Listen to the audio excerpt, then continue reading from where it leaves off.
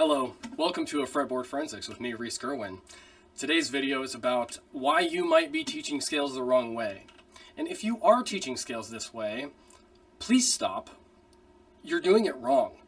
And you're misinforming guitarists who already are pretty misinformed in general to begin with. They already can't read music. You're not helping. You're not helping at all.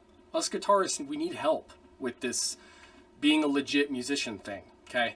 Even I've heard people who went to music school even talking about scales like this, and I'm just like, what the hell? How did you pay all that money for that school and you're still calling it that? Ugh. Anyway, okay, so I clearly have a lot of feelings about this, but I'm gonna try to give it to you. Give it to you straight. Okay, so what drives me nuts about the way people teach scales?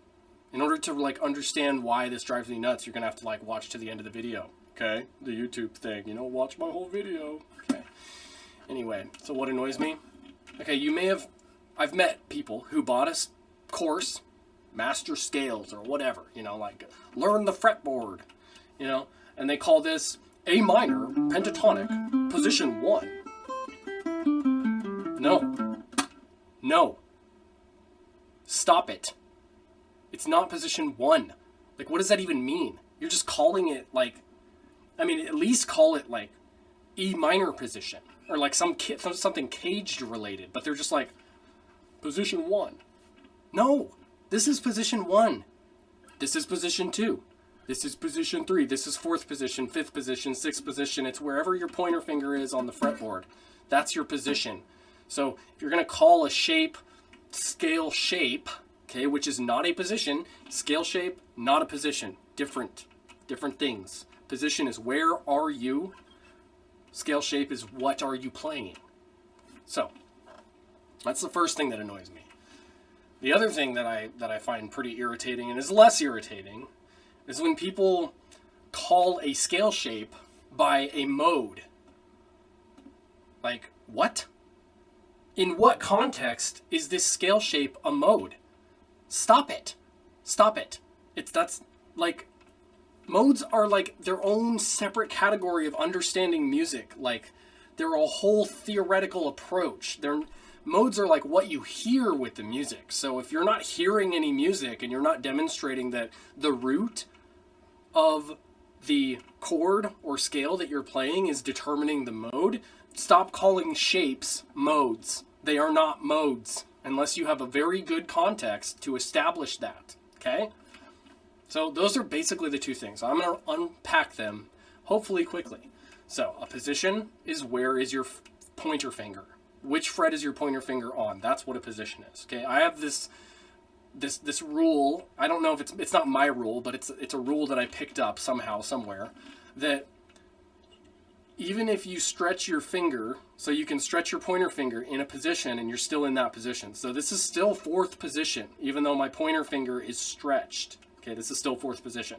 So your position is really determined by the non-stretched pointer finger. Okay, if it's stretched, you're not changing position until you move your middle finger, which is why Kurt Rosenwinkel, great guitar player, kind of said one time when I was listening to him that the middle finger is almost like the position finger, and I would tend to agree with that. It's just historically isn't really the case, because if you look at classical music, the position, they tell you what position you are in by where your pointer finger is. So anyway, it's whatever. There's a little tiny details that aren't really that important for me discussing this point, but that's position. Where's your pointer finger in a non-stretched position? Okay, so why do shapes look the way they look then?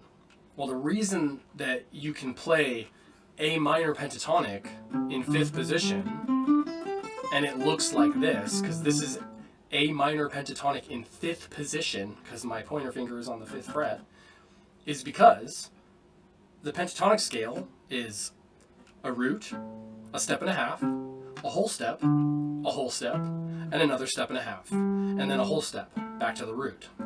Okay, and that's what it looks like on the standard tuning grid that is the guitar fretboard.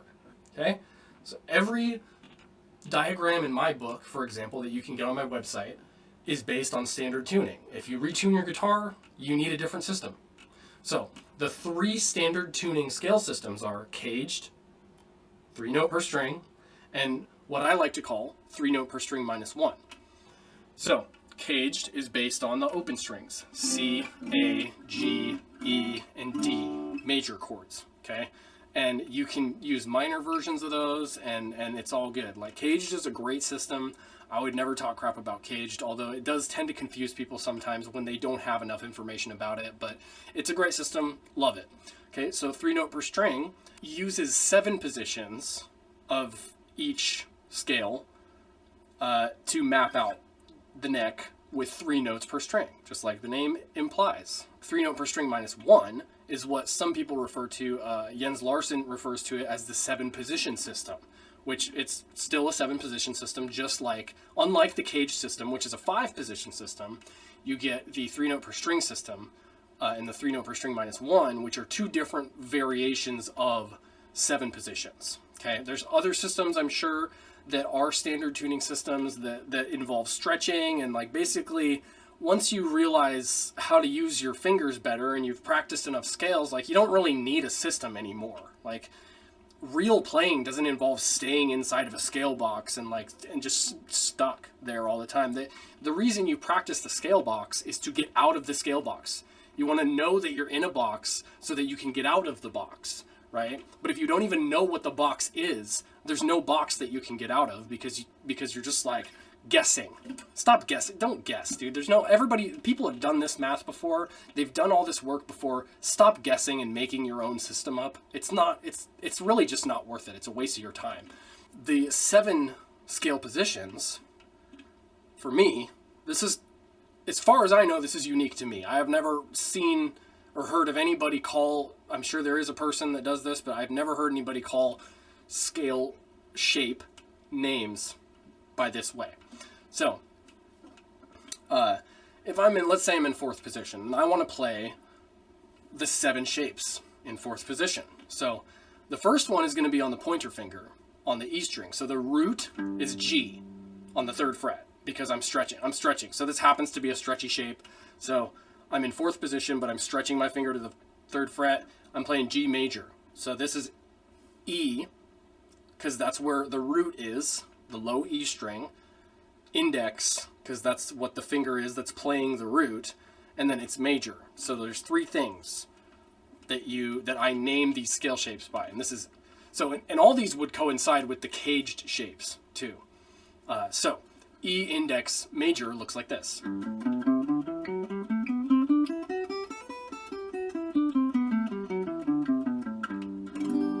And it could coincide with the E shape in the cage system. Okay? So that's 1 position. The next one would be E middle major. Okay, now if I'm in 4th position, I'm using my middle finger to play the root. I'm playing A major.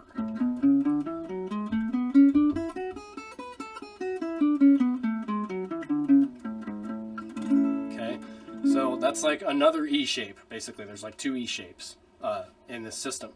So the next one would be E pinky major. So I can use my pinky. This is like the G shape in the cage system. So this is B major in 4th position.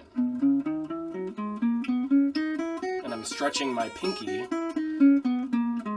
instead of sliding. I'm not doing this caged thing where I slide to the 3rd position or whatever. I'm just staying in this position, stretching my pinky because I use my pinky because I'm a pinky boy. Okay, there you go. So B major, 4th position, using my pinky. Now we have A index major. That would be C major. Now my root is on the A string.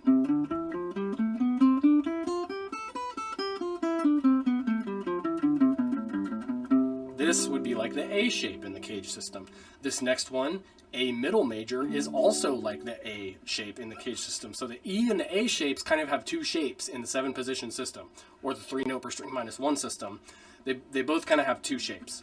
So A middle major is D major in 4th position.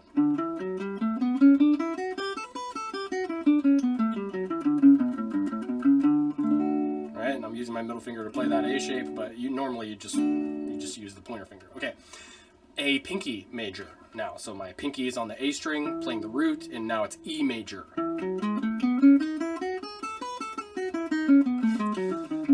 doing that. Now it's the C shape. Okay, so we've got the E shape, the A shape, the G shape, and now the C shape in E major. Okay, that's 4 out of, so we've played 6 shapes in 3-note per string, and we've played 4 of the caged variations, but 2 different versions of 2 of them. Anyway, so the last one is in 4th position, and depending on how you stretch, so I like to kind of do this one with the pointer finger stretched. So it would be F major on D index major. The 7th shape is on the D string because that's where the lowest root is, and this would coincide with the D shape of the cage system. Okay, so now it's F major.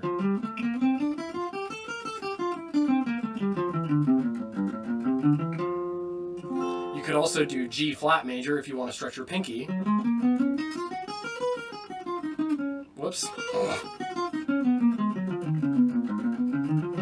Yeah, there you go, G flat major. So that was 8 different scales. 8 different scales using 7 shapes in 1 position. All right, if you move 1 more position, you can now play all the scales in 1 spot on the neck. Basically, 2 spots technically, but it's like 1, right? Because it's not all about being in a box, like I said. So there you have it. You got E index middle pinky major, A index middle pinky major, and then D index major for 7 shapes in this system. So there's a fun game you can play to master. It's fun, yeah, it's fun if you're good at it, but it's this is how you can master this system of thinking about scales. Is you pick a random position, let's say it's 7th position, and I want to play B flat major in 7th position. Well, where's my B flat? It's on the 6th fret of the E string, okay? So now I'm using my pointer finger on the lowest string to play that. That means that I use E index major shape to play that.